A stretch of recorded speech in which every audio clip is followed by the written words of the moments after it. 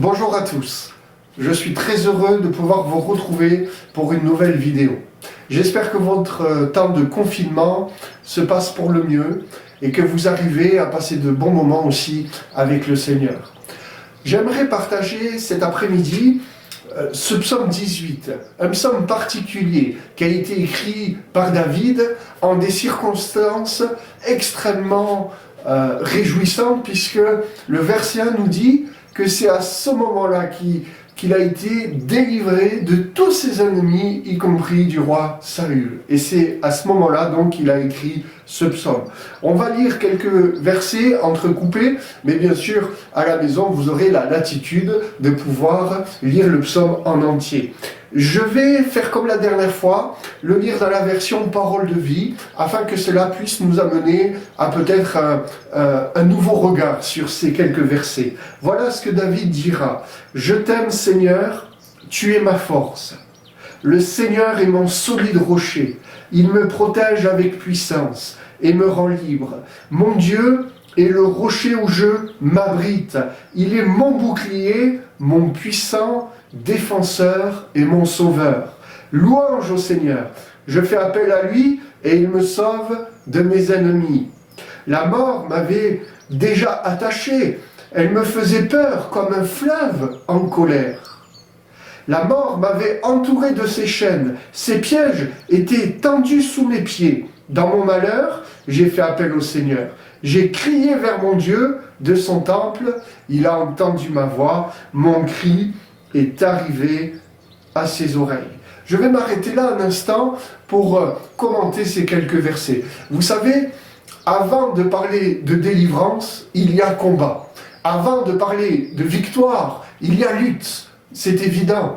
Et lorsque nous lisons ces versets, nous voyons à quel point David exalte le Seigneur, le loue, l'adore de ce qu'il a été capable de faire. Mais n'oublions pas, frères et sœurs, les temps difficiles aussi que David a passés.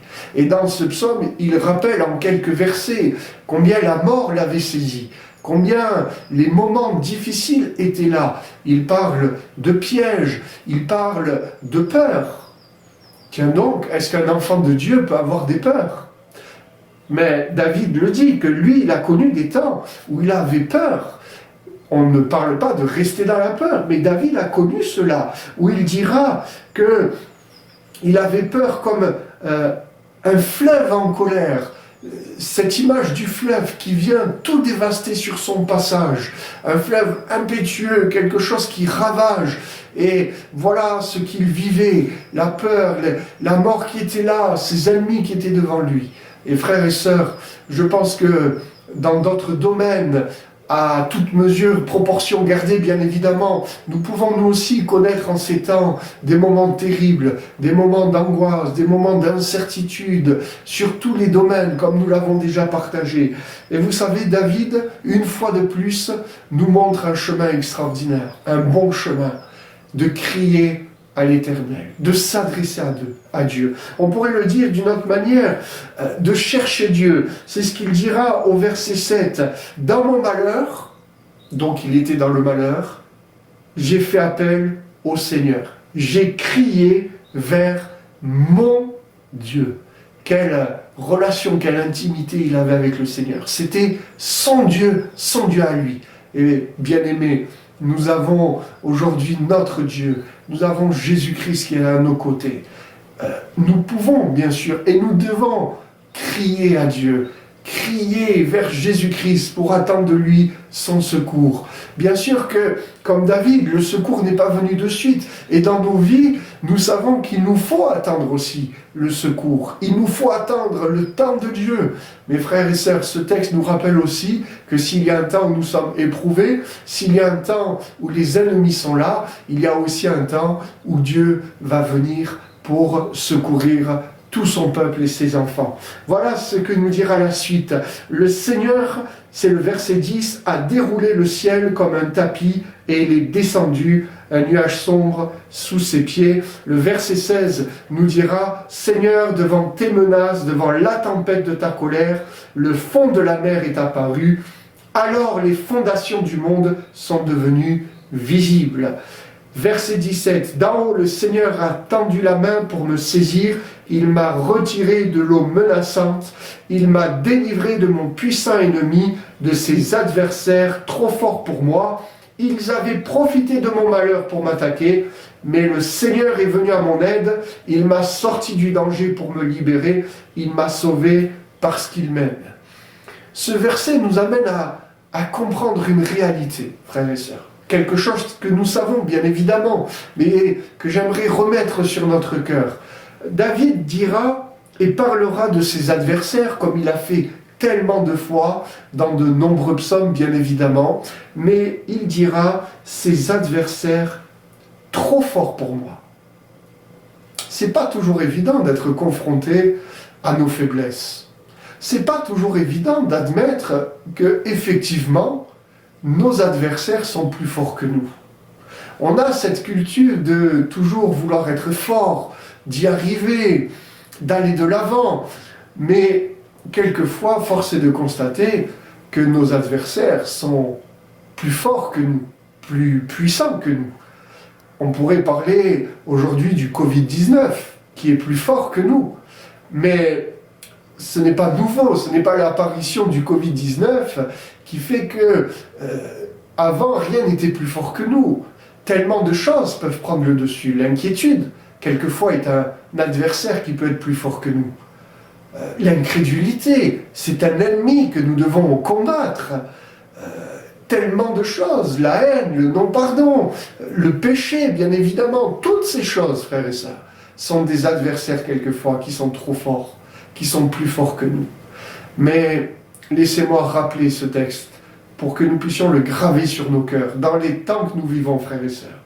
Même si l'adversaire, même si les situations profitent de notre malheur, de nos temps de faiblesse, laissez-moi vous dire que Dieu a encore déroulé le ciel comme un tapis pour venir nous secourir, pour venir à notre aide, pour nous tendre cette main et nous retirer de l'eau menaçante. Cette même eau qui était comme un fleuve de colère.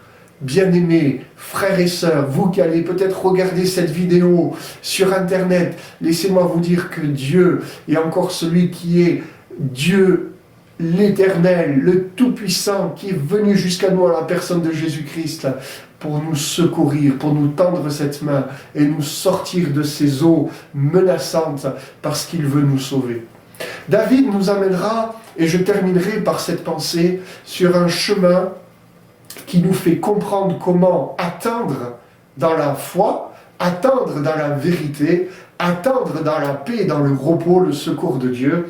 Il dira, et c'est à partir du verset 21, « J'ai obéi au Seigneur et il m'a récompensé. J'ai fait le bien et il a été généreux envers moi. J'ai suivi le chemin du Seigneur. Je n'ai pas fait le mal loin de mon Dieu. Ses décisions étaient toutes devant moi. Je n'ai pas refusé ce qu'il voulait. J'ai été sans reproche devant lui. J'ai évité de faire le mal. J'ai obéi au Seigneur. Il a vu le bien que j'avais fait. Il m'a récompensé. » Frères et sœurs, restons sur le chemin de l'obéissance.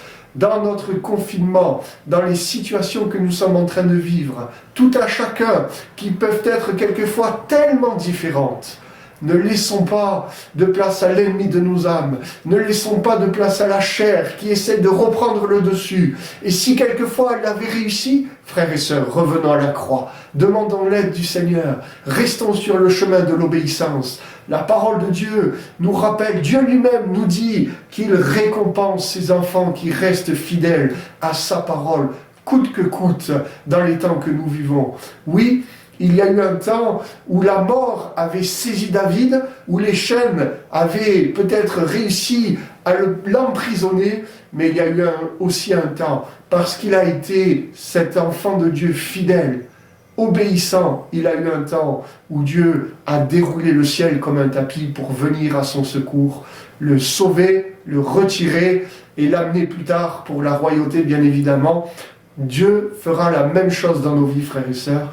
Gardons la foi, gardons confiance en notre Dieu, levons toujours les yeux vers Jésus-Christ, que le nom du Seigneur soit béni. Que Dieu vous bénisse, frères et sœurs, qu'il vous encourage. À très bientôt, rapidement. soyez richement encouragés par notre Dieu. Amen.